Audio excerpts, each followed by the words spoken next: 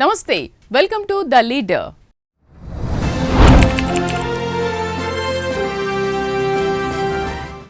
తెలంగాణ రాజకీయాల్లో సంచలనమైన మార్పులు చోటు చేసుకోబోతున్నాయా? ఇప్పటికే రాష్ట్రాన్ని పాలించిన ఓ ప్రాంతీయ పార్టీ నుంచి రేపటి రోజుల్లో అధికార పగ్గాలు చేపట్టేందుకు మరో ఉప పార్టీ పుట్టుకొస్తే అది ఎవరికి నష్టం కలిగిస్తుంది? ఇక్కడ ప్రశ్న సింపుల్గానే ఉంది, అలాగే ఆన్సర్ కూడా ఈజీగానే కనిపిస్తోంది. కానీ మన స్ఫురణకు తట్టినంత ఈజీగా రాజకీయ సామాజిక పరిణామాలు చోటు చేసుకుంటున్నాయా? ఈ విషయమే ఇప్పుడు ఆసక్తి రేపుతోంది. తండ్రి చాటు బిడ్డగా రాజకీయాల్లో ఓనమాలు దిద్దుకొని అదే తండ్రి ప్రవచించిన రాజకీయ సిద్ధాంతాన్ని కూడా తప్పు పట్టే స్థాయిలో పర్ఫామ్ చేస్తున్న కల్వకుంట్ల కవిత అలియాస్ కవితక్క అలియాస్ కవితమ్మ రాజకీయ ప్రస్థానం గురించి ఇవాల్టి ద లీడర్లో చూద్దాం.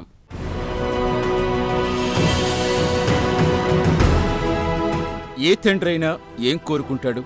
తన భుజాల మీదుగా బిడ్డ ఎదిగి ప్రపంచాన్ని చూడాలని కోరుకుంటాడు. బిడ్డకు తానే ప్రపంచాన్ని చూపించాలని ఉబలాట పడతాడు. మరి ఆ బిడ్డకు రెక్కలొచ్చి పూర్తిగా ఎదిగి ప్రపంచాన్నే ఏలుదామని ఆశపడుతుంటే ఆ తండ్రికి అంతకంటే సంతోషం ఏం కావాలి?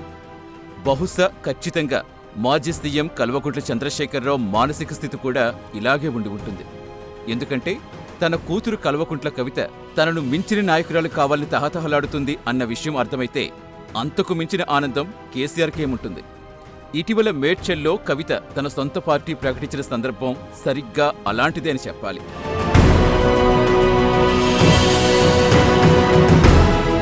ఉద్యమ పార్టీగా తెలంగాణ ప్రజానీకాన్ని ఉర్రూతలూపి స్వరాష్ట్రం సాధించిన టీఆర్ఎస్ను కేసీఆర్ ఆ లక్ష్య సాధన తర్వాత బీఆర్ఎస్గా మార్చుకుని ముందుకెళ్లటం మంచి ఆలోచన అయినా ఆ నిర్ణయం ద్వారా సత్ఫలితాల కంటే చేదు ఫలితాలే ఉంటాయని ఆనాడే చాలామంది సీనియర్స్ అభిప్రాయపడ్డారు. సామాన్య జనం కూడా కేసీఆర్ ఆలోచన స్వాగతించలేకపోయారు. కేసీఆర్ నిర్ణయంతో ఏం జరిగిందో 2023 ఎన్నికల ఫలితాలే నిదర్శనం. అయితే పార్టీ పేరు మార్చాలనే తండ్రి నిర్ణయం కవిత నిర్ద్వంద్వంగా వ్యతిరేకించారట. ఈ విషయం అప్పట్లో ఎప్పుడూ బయటపడలేదు.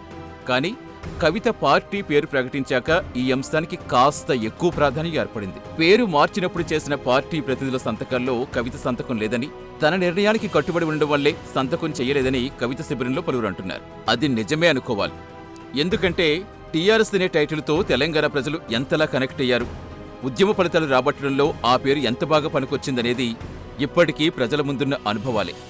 ఇక టీఆర్ఎస్ అనే టైటిల్తో ప్రజల కంటే కూడా ఎక్కువ అనుబంధం, రాజకీయ లబ్ధి, అధికార లబ్ధి, ఇమేజ్ బిల్డప్ పొందిన వారు ఎవరైనా ఉన్నారా అంటే అది కేసీఆర్ కుటుంబమే. మరి ఆ విషయాన్ని తండ్రి గుర్తించకపోయినా ఆయన కూతురు కవిత గుర్తించి పేరు మార్చే ఫైల్పై సంతకం పెట్టలేదు అంటే కేసీఆర్కు ముందు చూపు ఎక్కువ ఉన్నట్టా, కవితకు ఎక్కువ ఉన్నట్టా? ఈ ప్రశ్నకు జవాబు మేడ్చల్లో కవిత చేసిన ప్రసంగంలోనే కనిపించింది. మన పార్టీ పేరు చెప్పాలా? రెడీయా? టిఆర్ఎస్. జై తెలంగాణ! జై టిఆర్ఎస్! జై తెలంగాణ! జై తెలంగాణ! జై తెలంగాణ! తెలంగాణ రాష్ట్ర సేన! జై తెలంగాణ రాష్ట్ర సేన!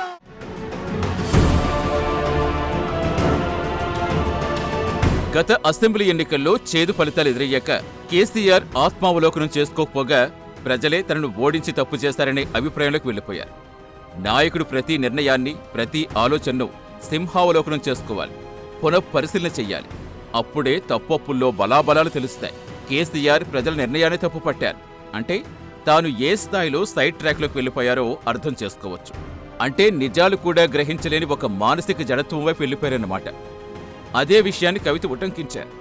ప్రజా నిర్ణయం తప్పు పట్టడాన్ని తాను ఒప్పుకోలేకపోతున్నాను అని కుండబద్దలు కొట్టారు.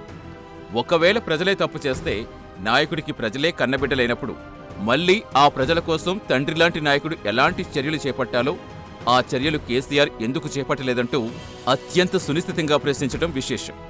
అంతేకాదు, తప్పుడు నిర్ణయాలు తీసుకున్నందుకు తన కుటుంబం ఏనాడు ప్రజలకు క్షమాపణ చెప్పలేదని, కొద్ది రోజుల క్రితం వరకు తాను కూడా ఆ పార్టీలో ఉన్నందుకు ఇప్పుడు క్షమాపణ చెబుతున్నానని చెప్పడంతో యావత్ కుటుంబాన్ని కవిత ఎలా ఇరికించారో అర్థం చేసుకోవాల్సిందే.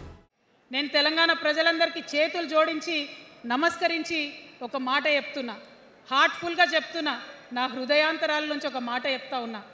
నేను తెలంగాణలో ఉన్న 3.5 కోట్ల మంది తెలంగాణ బిడ్డలందరికీ ఒక అమ్మగా పరిణితి చెందాలనుకుంటున్నా.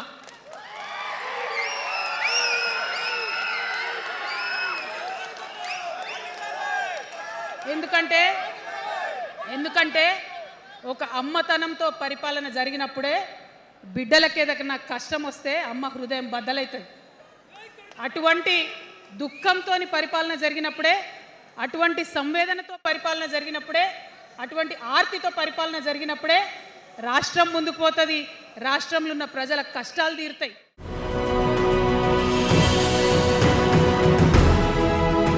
ఇక కేసీఆర్ తప్పిదాలు బీఆర్ఎస్లో ఏ నాయకుడు కూడా బహుశా ఆయనకు చెప్పుండకపోవచ్చు. కవిత చెప్పి చూసినా ఆమె మాటలకు విలువిచ్చి ఉండకపోవచ్చు. మంచి మాటలు రుచించినప్పుడు ఎవరైనా చెడువైపే అడుగులు వేస్తారన్నట్టుగా కేసీఆర్ కూడా అర్థం పర్థంలే నిర్ణయాలు తీసుకుని అభాసు పాలయ్యారు అనే అభిప్రాయాలున్నాయి. ఇదే విషయం గ్రహించిన కవిత తన కుటుంబ పార్టీని మళ్లీ టీఆర్ఎస్గా మార్చుకునేలోపే టీఆర్ఎస్ టైటిల్ కైవసం చేసుకున్నారు. తండ్రి వదిలేసిన టైటిల్ తాను చేజిక్కించుకున్నారు. ఇది కవిత సాధించిన మొదటి విజయంగా భావించాలి. అఫ్కోర్స్ తెలంగాణ రాష్ట్ర సమితి అనే టైటిల్ సొంతం చేసుకోవటం జరిగే పని కాకపోవచ్చు. ఎందుకంటే బీఆర్ఎస్ను టీఆర్ఎస్గా మార్చాలనే ఆలోచనలు 2023 ఫలితాల తర్వాతే ఏర్పడ్డాయంటారు. అయినా అప్పటికప్పుడే పేరు మార్చుకుంటే పార్టీకున్న ఇమేజ్ని సెల్ఫ్ డ్యామేజ్ చేసుకున్నట్టు అవుతుందనే ఆలోచనే వారిని ఇప్పటి వరకు ఏ నిర్ణయం తీసుకోకుండా చేసిందనే వ్యాఖ్యలు వినిపిస్తున్నాయి. ఏ నిర్ణయము తీసుకునేలోపే కవిత చాలా అలర్ట్ అయి తెలంగాణ రక్షణ సేన పేరిట పొడి అక్షరాల్లో అదే టీఆర్ఎస్ను టైటిల్గా పొందటం ఖచ్చితంగా అడ్వాంటేజ్ అంటున్నారు రాజకీయ పరిశీలకులు. కవిత చాకచక్యం చూస్తే తండ్రి స్థానంలో ఉన్న కేసీఆర్కు ఖచ్చితంగా ఆనందమే కలుగుతుందని చెప్పాలి.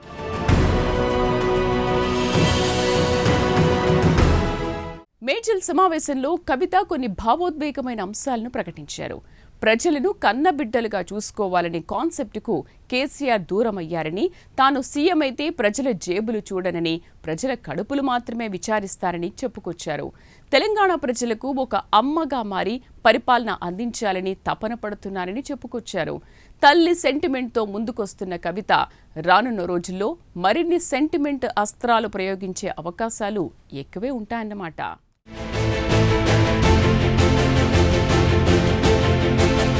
మరోవైపు తెలంగాణ ప్రజలకు అమ్మగా మారి పాలన అందించాలని అనుకుంటున్నానని కవిత కాస్త ఉద్వేగంగా చెప్పటం గమనించాల్సిన అంశం.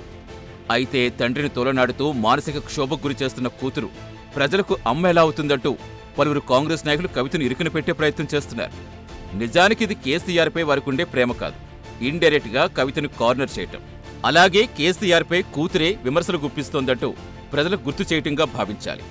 అయినప్పటికీ తన పొరపాట్లు కూతురే ప్రజలకు వివరిస్తూ ప్రజల మద్దతు పొందే ప్రయత్నం చేస్తుండటం ఖచ్చితంగా కేసీఆర్ లోపలే ప్రశంసిస్తారని భావించవచ్చు. కేసీఆర్ తెలంగాణ ఉద్యమం ద్వారా రాజకీయాల్లోకి వచ్చి ముఖ్యమంత్రి అయ్యారు. ఆయన కూతురు కవిత కూడా అదే బాటలో పయనించి ఎంపీ, ఎమ్మెల్సీ అయ్యారు. తండ్రి ఆశించినట్టుగా ఆమె రాజకీయాల్లో స్వతంత్రంగా ఆలోచించి నిర్ణయాలు తీసుకోవటం తండ్రి గర్వకారణమే. అయితే తండ్రి పార్టీని వదిలి టీఆర్ఎస్ పేరిట దాని లెగసీ ఉపయోగించుకుని సవాలు చేయటం మాత్రం ఊహించని విషయమే అవుతుంది. రాజకీయాలు ఇలాంటి ఫ్యామిలీ స్కిట్స్ పలు సందర్భాల్లో జరిగాయి. ఉదాహరణకు కర్ణాటకలో కుమారస్వామి కుటుంబాన్ని తీసుకోవచ్చు. 2006లో కుమారస్వామి తన తండ్రి దేవేగౌడను వ్యతిరేకించి జేడీఎస్లో 39 మంది ఎమ్మెల్యేలతో కలిసి కాంగ్రెస్ సంకీర్ణ ప్రభుత్వం కూల్చి బీజేపీతో చేతులు కలిపి సీఎం అయ్యారు. పెద్ద కొడుకు రేవణ్ణ మాత్రం తండ్రి వైపే ఉన్నారు. అలాగే టికెట్ల పంపకాల్లో ఈ వారసత్వ పోరు నడిచింది. దేవేగౌడ మధ్యవర్తిత్వం చేసిన సమస్య పూర్తిగా పరిష్కారం కాలేదు. ఇక యూపీలో సమాజ్వాదీ పార్టీలో ఇలాంటి ఫ్యామిలీ పంచాయతీ జరిగింది. ములాయం సింగ్ యాదవ్ వర్సెస్ అఖిలేష్ యాదవ్ అన్నట్టుగా కీచులాటలు పెద్ద ఎత్తున జరిగాయి. ములాయం తన సోదరుడు శివపాల్ యాదవ్కు ప్రాధాన్యం ఇవ్వటం అఖిలేష్కు నచ్చలేదు. తమ్ముడితో పాటు అటు అమర్ సింగ్ అనే వివాదాస్పద నాయకుడికి కూడా తండ్రి ప్రాధాన్యం ఇవ్వడంతో అఖిలేష్ తనకు అనుకూలురైన ఎమ్మెల్యేలతో సొంతంగా రాజకీయాలు నడపాలని నిర్ణయించుకున్నారు. ఎస్పీ నాయకులపై అవినీతి ఆరోపణల గురించి వేరే చెప్పాల్సిందేమీ లేదు. 2016లో అఖిలేష్ వర్గం మంత్రులు ములాయం సస్పెండ్ చేయటం, అఖిలేష్పై 6 ఏళ్ల పాటు వేటు వేయటం యూపీ రాజకీయాల్లో కలకలం రేపింది. ఆ తరువాత అసెంబ్లీ ఎన్నికల వేళ టికెట్ల కేటాయింపు సమయానికి భేదాభిప్రాయాలు తీవ్రస్థాయికి చేరుకున్నాయి. ఆ కుటుంబ కలహాలతోటే ఎస్పీ అధికారం కోల్పోయి యోగి ఆదిత్యనాథ్ అధికార పగ్గాలు చేపట్టేందుకు ఓ ముఖ్య కారణంగా పేర్కొంటారు.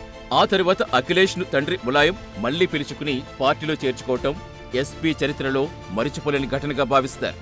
ఆ తరువాత అఖిలేష్ తండ్రిని సైడ్ లైన్ చేసి పార్టీ అధ్యక్షుడు కావటం, ఇప్పుడు అఖిలేష్ చేతితోనే పూర్తిగా పార్టీ పగ్గాలుండటం గమనించాలి. సరిగ్గా ఇలాంటి అనుభవమే అటు మహారాష్ట్రలో శివసేనలోనూ చోటు చేసుకోవడం గమనించాలి.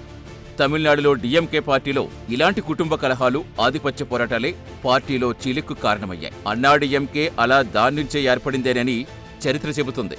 ఆ తర్వాత ఇప్పుడున్న డిఎంకేలో కూడా స్టాలిన్, అళగిరి మధ్య తలెత్తిన విభేదాల్లో స్టాలిన్నే గెలిచారు. అళగిరి రాజకీయ జీవితం అదృశ్యమైపోయింది.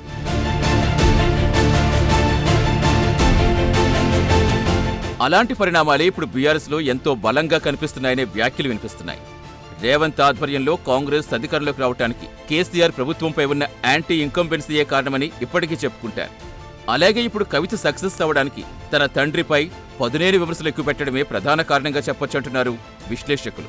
అయితే కేసీఆర్ వంటి ఉద్యమ నాయకుడికే కూతురు ఉద్యమ స్ఫూర్తి తిరిగి గుర్చేయటం గర్వకారణమే అయినా తండ్రి పార్టీ అయిన బీఆర్ఎస్ తెలంగాణ ప్రజల ఆకాంక్షలు నెరవేర్చలేదు అని విమర్శించటం, కాళేశ్వరంలో అవినీతి జరిగిందంటూ విపక్షాల అజెండాకు సహకరించేలా విమర్శలు గుప్పించడం మాత్రం ఖచ్చితంగా తండ్రి హృదయం గాయపరిచేవి అంటారు విశ్లేషకులు. అయితే కవిత ఇక్కడ జనసామాన్యంలో ఉన్న అనుమానాలకు, విమర్శకుల ప్రశ్నలకు జవాబిచ్చే ప్రయత్నం చేశారు. తండ్రి నిర్ణయాలు తప్పుపట్టడం మాత్రమే కాకుండా తన కుటుంబ సభ్యులు ఎవ్వరూ కోరని క్షమాపణలు తాను కోరటం ఖచ్చితంగా ప్రజలను ఆకర్షించేదే అంటున్నారు. మరోవైపు కవిత ఒక పాలకుడిగా తండ్రి తీసుకున్న పాలనాపర నిర్ణయాలను, ప్రభుత్వ విధానాలే విమర్శిస్తున్నారే తప్ప తండ్రిని వ్యక్తిగతంగా నిందించడం లేదు. ఒక రాజకీయ నాయకురాలు మరో కీలక నాయకుడి పొరపాట్లు ఎత్తిచూపకపోతే అది ప్రజలను ఆకర్షింపజాలదు. అందుకే కవిత తన తండ్రిని విధానపరంగా విమర్శించి జనం దృష్టిని ఆకర్షించే ప్రయత్నం చేస్తున్నారు. తండ్రికి బాధ కలుగుతుందేమో అని ఆలోచిస్తే కనుక ఒక రాజకీయ నాయకురాలిగా కవితను అన్ఫిట్ లీడర్గా ప్రజలు తృణీకరిస్తారు. అలాంటి విమర్శలకు కవిత అవకాశం ఇవ్వలేదని గమనించాలి.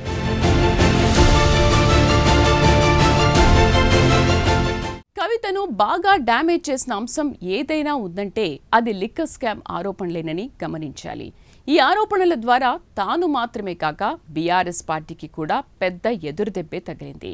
అయితే దర్యాప్తు సంస్థల పనితీరు వల్ల ఢిల్లీలోని ట్రయల్ కోర్టు కవితకు క్లీన్ చిట్ ఇచ్చిన సిబిఐ అప్పీలు కారణంగా ఆ కేసు ఇప్పుడు హైకోర్టు విచారణలో ఉంది. దీంతో కవితకు పూర్తిస్థాయి క్లీన్ చిట్ ఇంకా రాలేదన్నమాటే.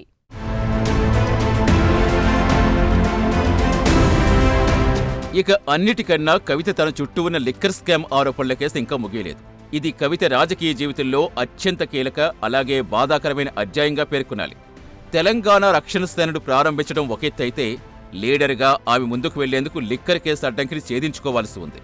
తనపై ఉన్న ఆరోపణలకు పూర్తిస్థాయి కోర్టు క్లీన్ చిట్ కానీ, ప్రజలు నమ్మదగ్గ వివరాలు కవిత చెప్పడం కానీ జరగాలి.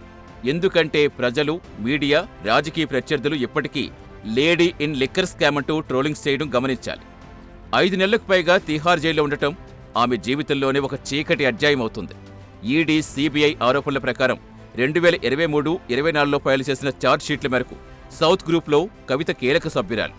ఢిల్లీ ఎక్సైజ్ పాలసీ 2021-22లో మార్పులు చేసేందుకు ఆప్ కీ లీడర్స్ అయిన అరవింద్ కేజ్రీవాల్, మనీష్ సిసోడియాకి 100 కోట్లు లంచాలిచ్చారు. కవిత ఈ డీల్లో మధ్యవర్తిత్వం చేసినట్టుగా ఆరోపణలున్నాయి. మొత్తం 292 కోట్ల బదిలీల్లో కవిత పాల్గొన్నట్టుగా ఈడీ ఆరోపించింది.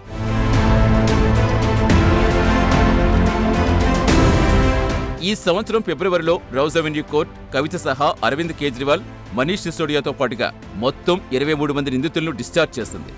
ఆరోపణలు బలపరిచే సాక్ష్యాలను దర్యాప్తు సంస్థలు ప్రొడ్యూస్ చేయలేదని ట్రయల్ కోర్టు తేల్చింది. అయితే ట్రయల్ కోర్టు డిశ్చార్జ్ ఆర్డర్ సవాల్ చేస్తూ సిబిఐ ఢిల్లీ హైకోర్టులో అప్పీలు చేసింది. సిబిఐ అప్పీలు మేరకు హైకోర్టు మార్చిలో కవిత సహా 23 మందికి నోటీసులు జారీ చేస్తుంది. సిబిఐ తరఫున సొలిసిటర్ జనరల్ తుషార్ మెహతా వాదిస్తూ అసలు ట్రయల్ అనేది జరగకుండానే అక్విటల్ చేశారన్నారు. దీంతో ఈ కేసు ఇప్పటికీ కోర్టు పరిధిలోనే ఉంది. మరి సిబిఐ అప్పీలు తర్వాత కోర్టు విచారణ ఎలా ఉంటుంది, సిబిఐ తన వాదన ఎలా రుజువు చేస్తుందనేది కవిత కేసులో కీలకంగా మారతాయి.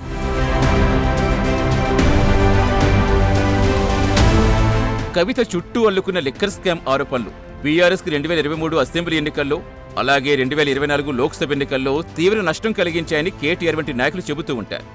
మరోవైపు కవిత ఆ ఆరోపణలకు ధీటుగానే జవాబిస్తూ ఉంటారు. ఇది పూర్తిగా రాజకీయ ప్రతీకార చర్యని, కేంద్రంలో బీజేపీ ఉన్నందున బీఆర్ఎస్ను బలహీనపరిచేందుకు పెట్టిన కేసుగా పేర్కొంటారు కవిత.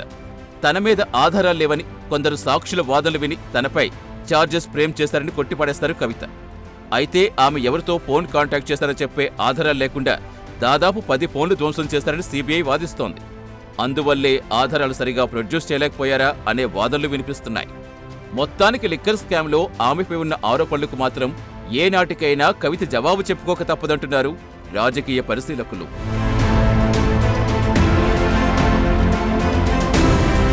కవిత లీడర్గా సక్సెస్ అవ్వాలంటే ఈ లిక్కర్ స్కామ్ నుంచి ఆమె పూర్తిగా బయటపడాలి. అయితే కోర్టు ఆమెను డిశ్చార్జ్ చేయటం ఆమెకు పెద్ద ఆయుధమే.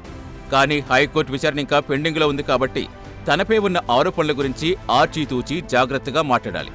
నిజానికి ఆమె మాటల కంటే చేతల్లోనే తన పనిని, ప్రజల పట్ల తన చిత్తశుద్ధిని చాటుకోవాలి. గ్రాస్ రూట్స్ కార్యక్రమాల ద్వారా పార్టీ నిర్మాణం మెరుగుపరుచుకోవాలంటున్నారు విశ్లేషకులు. ఇప్పుడు కవిత ఉపన్యాసాలు కూడా ఆ విధంగా ఉండే అవకాశాలే ఉన్నాయంటున్నారు పరిశీలకులు. రాజకీయ ప్రతీకారం కోసమే తనను ఈ కేసులో అన్యాయం గిరికించారని, అందుకే కోర్టు క్లీన్ చిట్ ఇచ్చిందని, ఏనాటికైనా సత్యమే గెలుస్తుందనే ప్రాపగండా చేసుకోవటంపై కవిత దృష్టి సారించే అవకాశం ఉంది. ప్రతి సభలో, ఇంటర్వ్యూల్లో ఇదే అంశంపై ఫోకస్ చేసే అవకాశం ఉందంటున్నారు. అలాగే తాను ప్రకటించిన తెలంగాణ రక్షణ సేనలో కొత్త సాంప్రదాయాలు నెలకొల్పాల్సిన అవసరం ఉందంటున్నారు. కొత్త పార్టీలో ట్రాన్స్పరెన్సీకి పెద్దపీట వేయటం, నిధుల విషయంలో ఆడిట్ చేయించి ప్రకటించడం వంటివి చేయాలంటున్నారు. అలాగే జైలు అనుభవం, కుటుంబం నుంచి తాను ఒంటరైపోవటం, జైల్లో ఉన్నప్పుడు ఏ ఒక్కరూ కూడా ప్రెస్ మీట్ పెట్టి తనకు సంఘీభావం ప్రకటించకపోవడంతో తనను కేసీఆర్ కుటుంబం దూరం పెట్టింది అనే మానసిక క్షోభకు గురయ్యారు కవిత.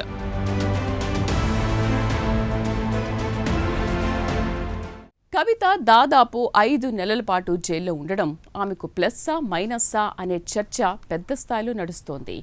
ఏ నాయకుడైనా జైలుకెళ్లినప్పుడే హైలైట్ అవుతాడని, జైలుకు వెళ్లకుండా ఎలాంటి మచ్చ లేకుండా పారదర్శకతతో కూడిన పాలన అందిస్తానంటే అందులో డైనమిజం ఏమీ ఉండదనే వాదనలు ఉన్నాయి. అందుకు ఏపీ సీఎం జగన్ను, తెలంగాణ సీఎం రేవంత్ రెడ్డిని కూడా ఉటంకిస్తారు. ఇదే కోవలో ఇప్పుడు కవిత పేరు కూడా వినిపిస్తోంది. మరి కవితకు జైలు జీవితం అనేది ఏ మేరకు కలిసొస్తుంది అనేది కాలమే నిర్ణయించాలి.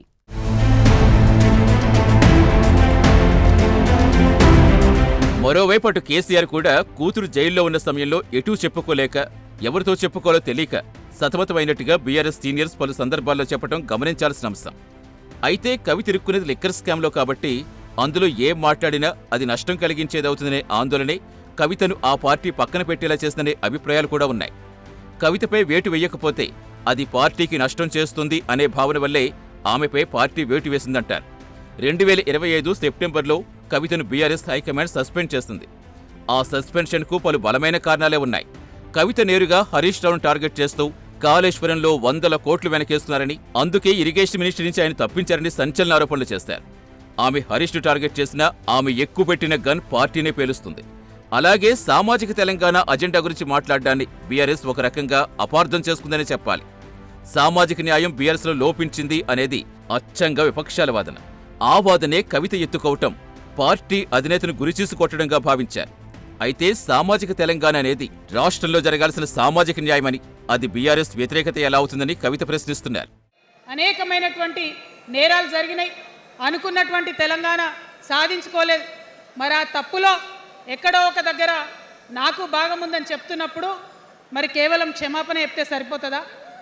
ఏ తెలంగాణ అయితే కావాలనుకున్నామో, ఏ సామాజిక న్యాయ తెలంగాణ అయితే రావాలని అనుకుంటున్నామో దానికోసం నడుం బిగించి కష్టపడి పని చేయాల్సిన అవసరం కూడా ఉంది.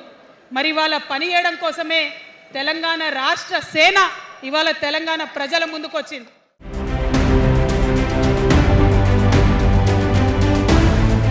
మరోవైపు కవితను చాలా కాలంగా పార్టీకి అంతర్గత వ్యవహారాలకు దూరం పెట్టారనే అభిప్రాయాలు కూడా ఉన్నాయి.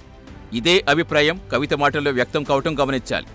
బీఆర్ఎస్ 10 ఏళ్ల పాలనలో కవితను రాష్ట్ర రాజకీయాలకు దూరంగా ఉంచి ఎంపీగా ఢిల్లీకే పరిమితం చేస్తారని, ఈ నిర్లక్ష్యంతోటే కవితలో అసంతృప్తి పెరిగిందనే వాదన కూడా వినిపిస్తోంది. ఈ విషయంలో కవిత స్పందన అలాగే కనిపిస్తుంది. తన 20 ఏళ్ల జీవితాన్ని బీఆర్ఎస్ కోసం, తెలంగాణ కోసం వెచ్చించానని, పార్టీలో ఉన్న కొందరు తనపై కక్ష కట్టారని వాపోతారు. అందుకే తనను అవమానించిన బీఆర్ఎస్లోకి మళ్లీ వెళ్లే ప్రసక్తే లేదని, ఆత్మగౌరవం విషయంలో రాజీ పడబోమని తేల్చేయటం గమనించాలంటారు విశ్లేషకులు. ఇక గతంలో తాను ఎలా వ్యవహరించినా పార్టీ స్థాపించిన నాటికి మాత్రం ఒక స్పష్టమైన రూట్ మ్యాప్ వేసుకుని ముందుకొచ్చారనే అభిప్రాయాలు వినిపిస్తున్నాయి. తాను సీఎం అవుతారని, తెలంగాణ ప్రజలందరికీ అమ్మగా సేవలందిస్తారని, అది జరగాలంటే వచ్చే ఎన్నికల్లో గెలిపించాలని ఇప్పటినుంచే విజ్ఞప్తి చేస్తున్నారు. ఇందుకోసం మేడ్చల్లో జరిగిన మీటింగ్లో ఆమె 5 అంశాల అజెండా ప్రకటించారు. తాను పవర్లోకొస్తే ఉచిత విద్య, ఉచిత వైద్యం, వ్యవసాయానికి సకల సదుపాయాలు కలిగించటం, నిరుద్యోగ యువతకు ఉపాధి కల్పించటం, సామాజిక న్యాయమిస్తాన్ని ప్రకటించారు. ఈ 5 అంశాలే అజెండాగా రాగల రోజుల్లో తన కార్యాచరణ ఉంటుందని, అధికారంలోకి వచ్చేందుకు పక్కా వ్యూహాలతో ముందుకెళ్తున్నట్టుగా కవిత చెప్పడం విశేషం. ప్రేమ నాకు కూడా ఉంది. నాకు తండ్రి కావచ్చు, అది వేరే విషయం. కానీ ఒక రాజకీయ నాయకుడిగా వారు ఈ మధ్య రాజకీయ పరిణితి కోల్పోయి మాట్లాడుతూ ఉన్నారు. కేటీఆర్ గారు మాట్లాడిందంటే ఓకే అనుకోవచ్చు, ఆయనకు పెద్ద తెలియదు పాపం. కానీ కేసీఆర్ గారు అనే మాట ఏంటంటే ప్రజలు తప్పు చేసిండ్రు. ఓకే, ఒక సెకండ్ నేను ఒప్పుకొని దాన్ని, ఒక సెకండ్ అనుకుందాం. ప్రజలు తప్పు చేస్తే నేను ఒక తల్లిగా అడుగుతున్నా, నేను నా కొడుకో మాట చెప్తా, వాడు వినలేదనుకో, కింద పడ్డాడు అనుకో, ఇడిచిపెడతానా? దగ్గర తీసుకొని మంది అనా? ఓకే, ప్రజలు తప్పు చేసిర్రు అనుకోండి, మీకు అధికారం ఇవ్వలేదు అనుకోండి, ఒక కర్కోటకుడి పాలన నడుస్తుంది అలా తెలంగాణలో. ఇబ్బంది పడుతున్నారు ప్రజలు, గోసపడుతున్నారు, ఏడుస్తున్నారు. ఇండ్లు అన్నీ ఉండి ఇండ్లు గూలగొడుతుంటే, అర్ధరాత్రి ఇంటి మీదకి వచ్చి ఇండ్లు గూలగొడుతుంటే ఆదుకోవాల్సిన అమ్మలాంటి మన పాత కేసీఆర్ ఏడి? ఎక్కడున్నాడు?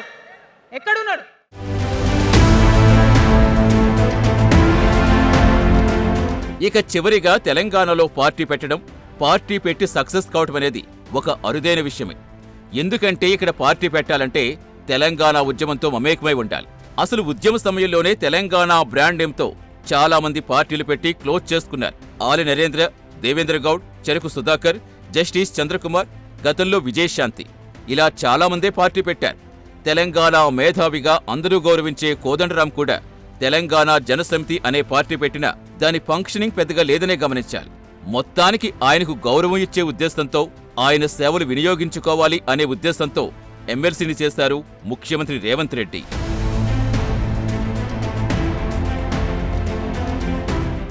కొత్త పార్టీల సంగతి ఎలా ఉన్న క్రమంలో కవిత పార్టీ ఎంతకాలం దూకుడు ప్రదర్శిస్తుంది అనేది $1,000,000 ప్రశ్న. బీఆర్ఎస్ మీద ముసురుకున్న అవినీతి ఆరోపణలకు దూరంగా కవిత ఉండగలరా?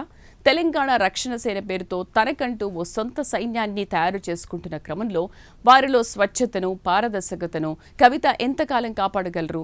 గతంలో తన మీద ఉన్న సెటిల్మెంట్ల ఆరోపణలు, ఇప్పటి వరకు ఉన్న అహంభావి అనే ముద్రను ఎంత త్వరగా చెరిపేసుకోగలరు అన్నదే కీలకంగా మారుతుంది అంటున్నారు రాజకీయ పరిశీలకులు. అలాగే ఒకరు లీడర్గా ఎదగడానికి కేసులు, జైలు జీవితమే క్రైటీరియా అయితే గనక ఆ కోవలోకి కవిత ఖచ్చితంగా వస్తారు. మరి ఈ ప్రొఫైల్ కవిత రాజకీయ జీవితానికి ఎంతవరకు ఉపకరిస్తుందనేది వేచి చూడాలి.